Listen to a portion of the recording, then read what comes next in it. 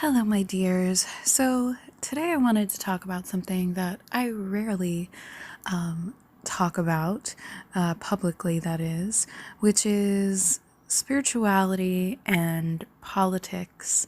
Hang in there with me because I think it will be interesting for us to have this discussion. I don't want to bring up specific people or names or even causes, really. What I want to say is, in terms of a spiritual and ascension perspective, and in terms of a quantum perspective, which is, my biggest gift from the universe to me and that I love to share, I don't think that we have a better example of the ways that this world is a learning ground and a game and an illusion more than the example of politics.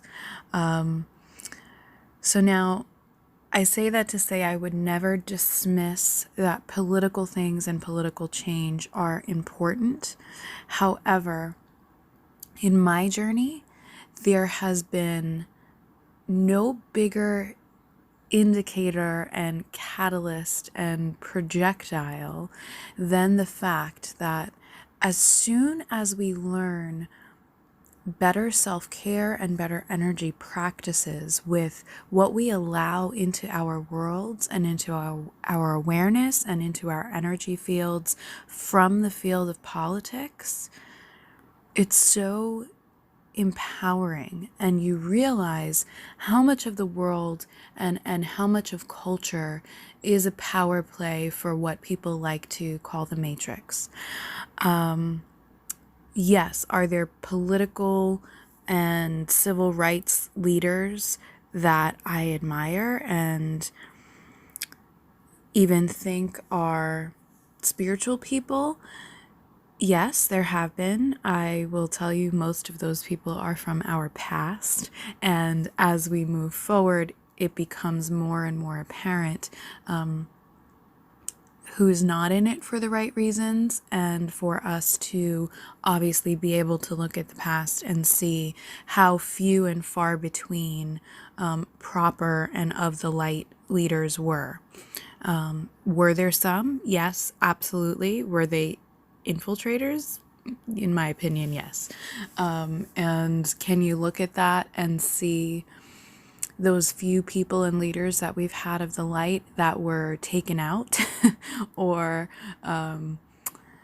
tried to be demonized or victimized or severely fought against? Yes.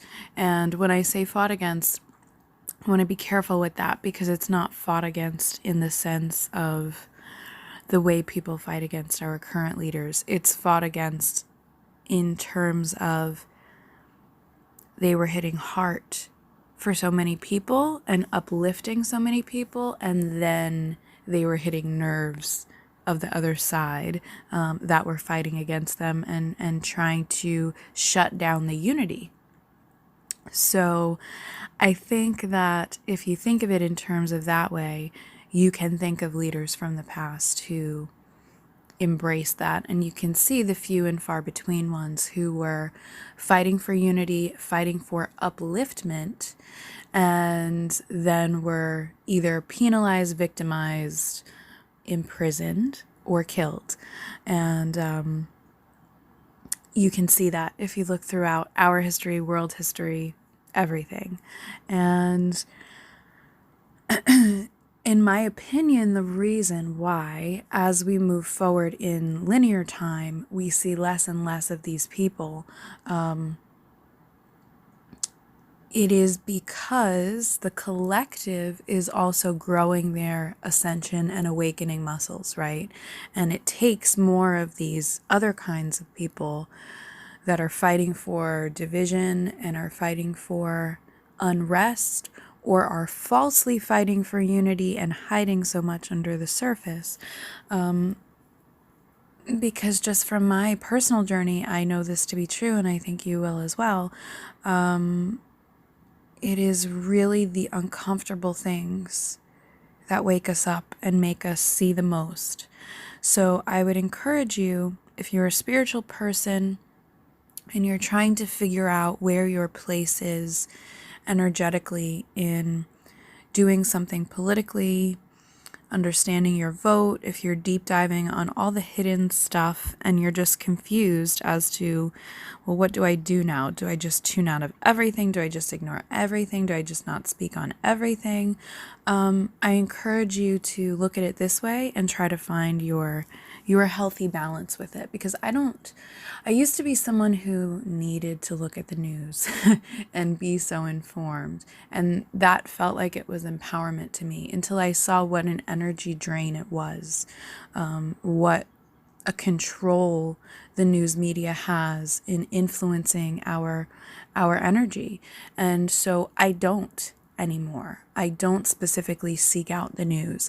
I have reassigned and redefined my relationship with that and with my guides and higher power to know that anything political and news that I'm supposed to know, to do my part in energetically, prayerfully, physically, spiritually, actively, will find me. And it does. It absolutely does. It finds me through friends. It finds me through my feed, even though I'm not tapped and tuned into political stuff per se. And it will find you, but you have to develop your own relationship with trust. You have to determine whether you're someone who needs to seek out the news and maybe just develop your own healthy boundary levels, maybe set a time limit on how much you look at it, set in place healthy cleansing practices for before, during, and after, so that you have an energetic filter on any narrative or any negative energy that's trying to come to you through that source. And also choose your sources carefully and let them be varied so that you're never playing into or tapping or tuning into only one narrative and allowing your views to be controlled by that. Absolutely, use your voice and use your vote however you see fit. Find a way to inform yourself of that, but use your spiritual power before you use your political power, and try to tap and tune into the ways that the upswing or the narratives or the energy or the falseness of it is trying to use you. Because, like I was saying at the beginning of this, there is no truer, in my opinion, on the world stage, there is no truer example that we have of the fact that we're kind of living in a computer game, right? Life is a learning ground. It is a school for our souls. Most of us have that opinion. Life is the hardest school. Earth life is the hardest school. So when you can see it in terms of that and not take it so seriously, so that you're giving your power to that as opposed to maintaining it for yourself and how you navigate through it, I think it can be a lot more helpful and a lot more freeing. It can help us take a lot less to heart and be disempowered by how much we feel because of it, and take it into account, still in our power, so that we can utilize our power to change any of the parts of the game that we don't like that we're seeing. And absolutely, I would encourage you to see that there are falsehoods and illusions in both and all political fields and spectrums. No one has it 100% right on this planet yet. And the reason for that, in my opinion, is because each of us is continually being asked by the universe, God, higher power, whatever you want to say, to go within, find the truth, and be the change, and never take it on somebody else's authority. Always explore in yourself.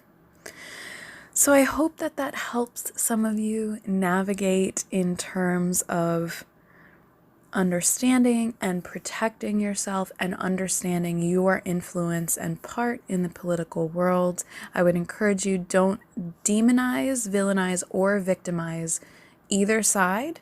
Because anytime you do that, you're giving your power away. And in my mission and goal, we never want to do that. We always want to empower ourselves, uplift ourselves, and then see how we can play a role in helping empower and uplift others.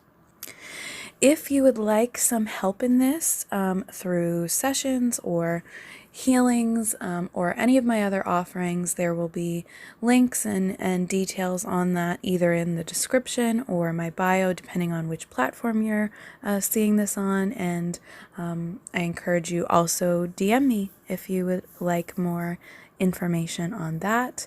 I hope you share this with someone that you think it will help. Save it if you ever need to listen to it again, and feel free to comment respectfully with your perspectives, and please be respectful of others in the comments as well, because this is a galvanizing issue for a reason, and we always want to be feeding empowerment and inclusion and respect of our energy and of others' energy, so that we're never feeding a negative force. We're always empowering with positive energy. So be blessed, have a blessed and beautiful day, and I will see you next time. Love, Danielle, #Damsel at These Enlightened Edits.